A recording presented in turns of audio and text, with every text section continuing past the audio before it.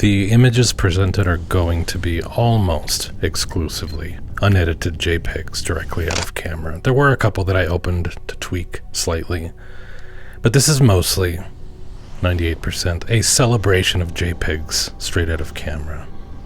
And these are inexpensive lenses, all that I'm using, ranging from maybe $150 to $350 US used.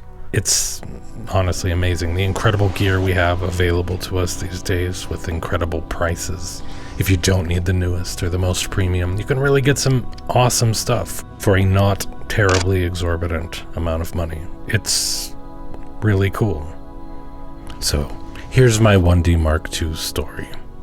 I got injured, I spent a couple of weeks in bed, and while lying there staring at the ceiling at some point, out of boredom or something, I started doing some online shopping. Perhaps not a great idea, but that's what I did. And I ordered a couple of vintage DSLRs. And maybe you love the 1D Mark II also, but you don't love the 1D Mark II the way I love the 1D Mark II.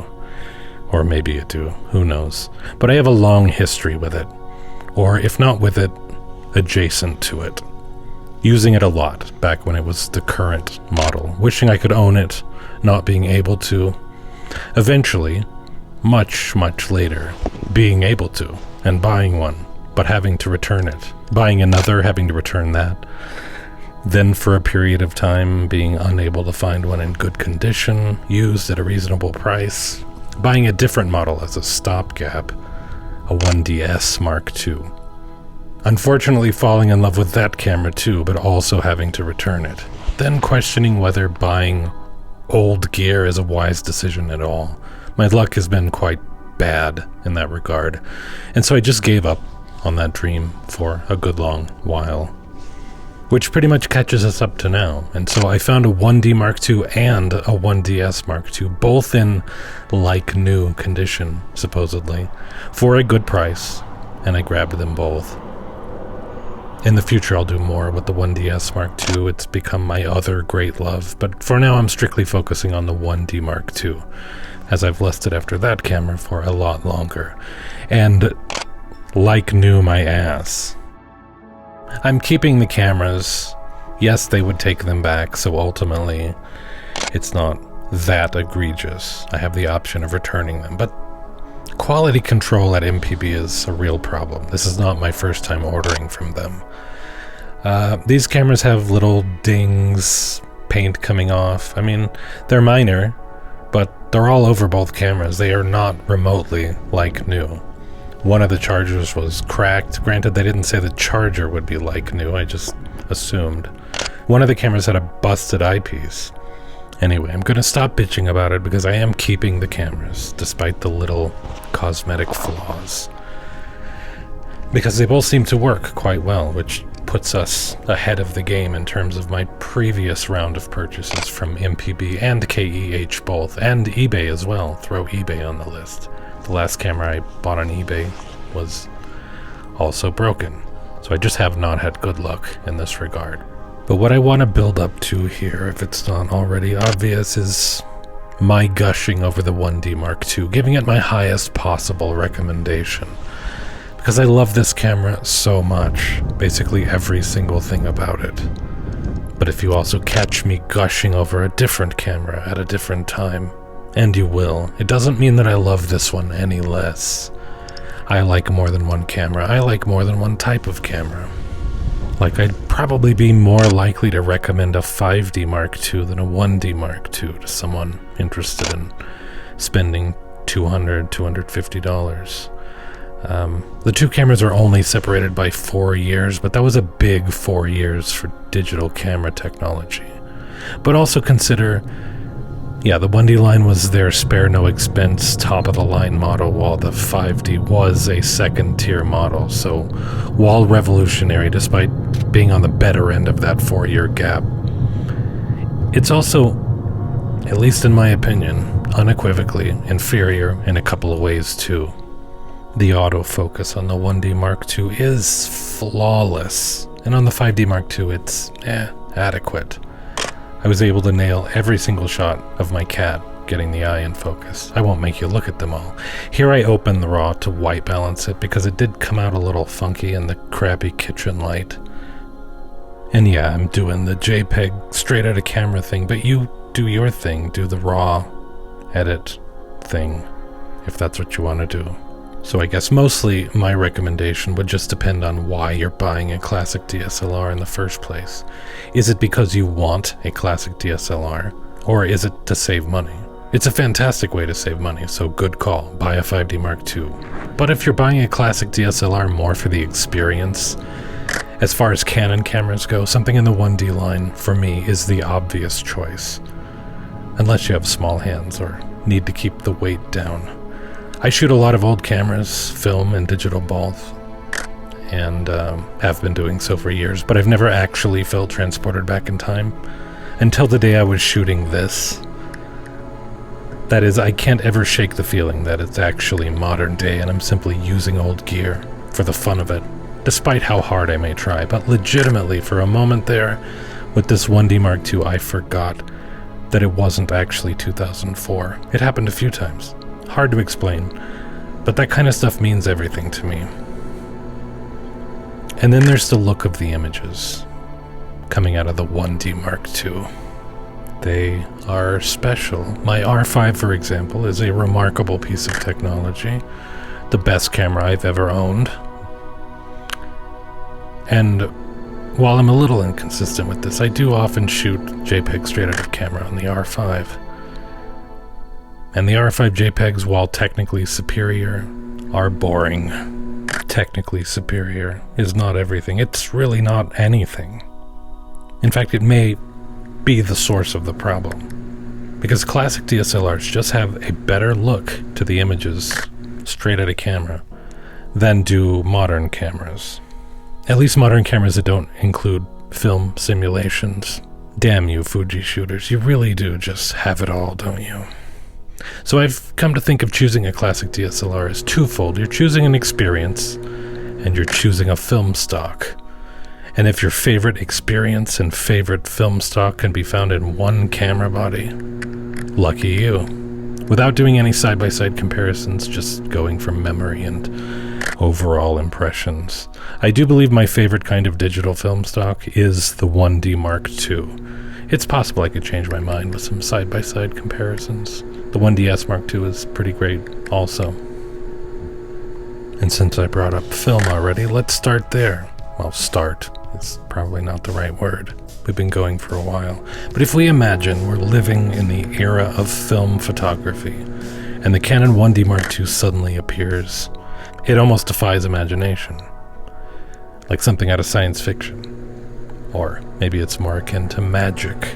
Either way, it's certainly going to reshape photography in positive ways and negative ways.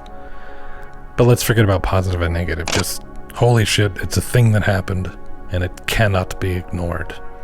Instant gratification. No waiting for film development, nor giving strangers access to your photos, or photos of your clients' potential privacy issues. Just download your photos right off the card when you get home or back to the studio or wherever. Amazing. Or shoot tethered in studio.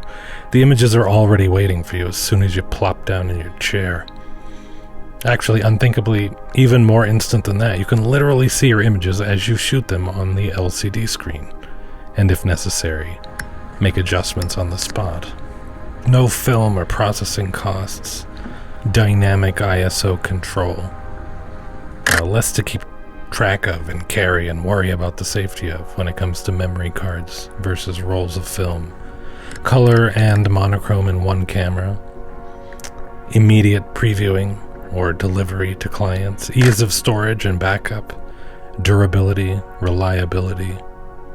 And democratization. A new wave of photographers could get a lot more experience a lot more quickly. Freelancers in smaller studios could compete with larger ones. But of course it didn't happen that way. It was more gradual. The 1D Mark II was not the first pro digital camera. I just find it fun to think about things from that perspective. But the Canon 1D Mark II is a box of miracles. I didn't just arbitrarily choose it to be my favorite. It's truly a special camera in history and, more importantly, to me. Anyway, that's important context, I feel. I'm just really glad this stuff exists, and in a time period that overlaps with my own so that I can experience it. That being said, I'm also super nostalgic. I love shooting on film. I love both. I like it all. I'm so grateful film photography hasn't died out. I'm grateful for the amazing new cameras we have. And I'm super, super grateful for how cheap some of these miraculous early DSLRs are, due to being in an unceremonious position of neither being old enough nor young enough to get noticed. But I notice you, my beloved early and mid-2000s DSLRs. I really do. The original 4.1 megapixel Canon 1D was a revelation. Oh my god, the Canon 1D kicked so much ass. The original, what a beautiful camera. It produced beautiful images. It was fast, unbelievably fast. It offered an incredible shooting experience. In my opinion, it had the best physical camera, body, design of all time, which the 1D Mark II inherited. I shot probably hundreds of thousands of images on my Canon 1D. I'd love to own that original Canon 1D today, but I don't. For one thing, they're really, really hard to find, especially in good condition. And they've shot way up in price and value, becoming more of an expensive collector's item than a viable, low-cost, old pro camera. But I really wish I could own that original Canon 1D again, in addition to the 1D Mark II. Which one would I rather have? I don't know, honestly. Probably the Mark II, but it's close. But here's the thing, there's a reason Canon didn't just release the 1D and then retire. I mean, besides greed, the 1D wasn't perfect. No camera ever is, but what I mean is there was clear room for improvement. Enter the Canon 1D Mark II, which came out with the same amazing ergonomics, physicality, shooting experience, as mentioned, but better image quality. Noticeably better. I was super jealous of the Mark II when it came out. I probably hadn't even paid off my original 1D yet. But both cameras share this unusual APS-H sensor size, which I'm going to demonstrate here. This is APS-C with a 100mm lens. This is APS-H with a 100mm lens. It's a 1.3 times crop. And this is full frame with a 100mm lens. And now just to get an even better sense of it, here's a 50mm lens, and we're looking at full frame 50mm lens. And here's APS-H 50mm lens, followed by, of course, APS-C 50mm lens. So it's somewhere between full frame and APS-C, the APS-H sensor. But the Mark II had, or has, I suppose, this signature look. Subtle, but very identifiable. I'm colorblind, so I kind of suck at describing subtle differences in colors, but even I can pick out a 1D Mark II image. But I loved the look of its images straight out of camera. I shot tons of Jpeg straight out of camera because, while RAW certainly existed, there wasn't yet a good, fast, RAW workflow for high-volume shooters like wedding photographers. For personal stuff, I would often shoot RAW plus JPEG, which is what I'm doing now, in fact, and hanging on to the RAWs for archival purposes, but using the JPEGs at the time and right now as well. Anyway, I used the camera a lot for a lot of shoots, but never owned it. It was out of my price range at the time. So maybe it seemed weird to choose the Canon 1D Mark II as the camera body to highlight from the perspective of living in a film photography era, rather than the 1D, the original 1D, or better still, the Nikon D1, which came out 2 years before the Canon 1D. But that's why the Canon 1D got so many things right, but where it came up wanting, the 1D Mark II just absolutely nailed it. And it's okay to like multiple things, multiple cameras. I love the Mark II. I love the Mark I as well. I also love the 1DS Mark II. The original 1DS, I owned that camera as well. No longer, but I used to think I didn't like it as much. In preparation for doing this video, I went back and looked at some old 1DS images, and they looked great too. It was Canon's first full-frame DSLR. Nikon wouldn't get there for another 5 years, so that's kind of a big deal. Granted, when Nikon finally got there with the D3, wow, did they absolutely crush it. I have very limited experience shooting Nikon, but I did have my hands on a D3 for a couple of days way back when, and I was very impressed. Maybe one day I'll have the chance to explore Nikon's early DSLRs in a similar way. But if I could now drool over this beautiful masterpiece of a camera for a bit, the rugged build quality, you just can't top it. Same build quality as Canon's entire 1D line, but the design of all the 1D and 1DS cameras released from 2001 to 4 is more beautiful, more refined. Oddly, they look like works of art in themselves. Starting with the 1D Mark II in, slight thumbs down on the visual changes. The APS-H sensor format with its 1.3 times crop was a clever way to get around the technical limitations of the time, but it's now a lost sensor size, making this camera kind of an interesting relic. The 1D2 continues to fly under the radar, I feel. The used price has been so low, is low, remains low. Hopefully that will continue for a long time. By all means, let it remain a forgotten gem. Keep the collectors away, keep the price low. Despite my color-deficient eyeballs, the Mark II's color has I would say, a filmic quality. Modern Canon cameras have more neutral color profiles, and of course, higher res sensors, sharper rendering. But the Mark II's images, they're a little bit soft. They're sharp enough, though. They have this, non-artificial sharpness, like film. Looks kind of like 35mm film, in particular. The Mark II does get fairly noisy at its max ISO of 1600. You can expand that, but I didn't try to go beyond 1600, but its noise is not as bad as you'd think in terms of intensity, but also it looks kind of good. Reminds me of film grain. I like it. Modern cameras have way more aggressive processing on JPEG straight out of camera, and the Mark II has less. It has less sophisticated processing, but another way of saying that is just saying less processing. Another way still is to say more natural, and I really respond to that. Highlight roll-off is ridiculously good on the Mark II. Doesn't have any of that harsh clipping that plagued a lot of early digital cameras. It was extremely good for the time, and thus it holds up surprisingly well.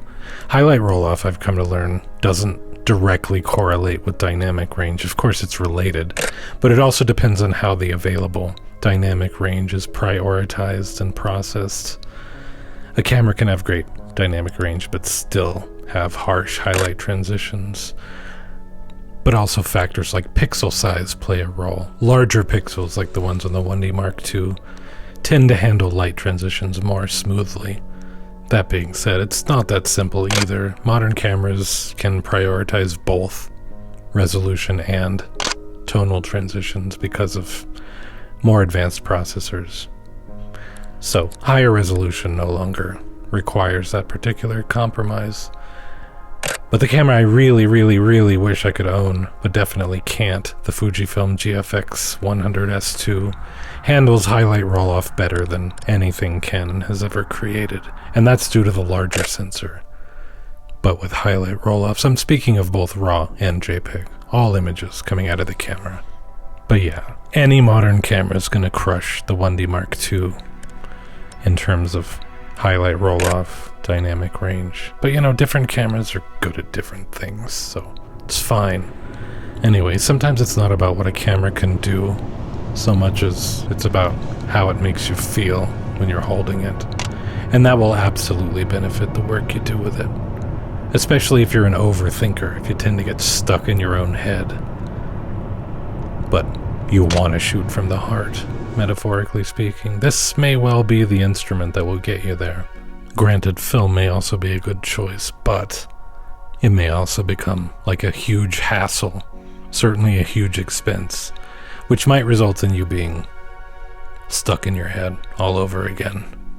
And this may be just the thing you need to bridge the gap between film aesthetics, an offline experience, and the wildly transformative convenience of digital photography.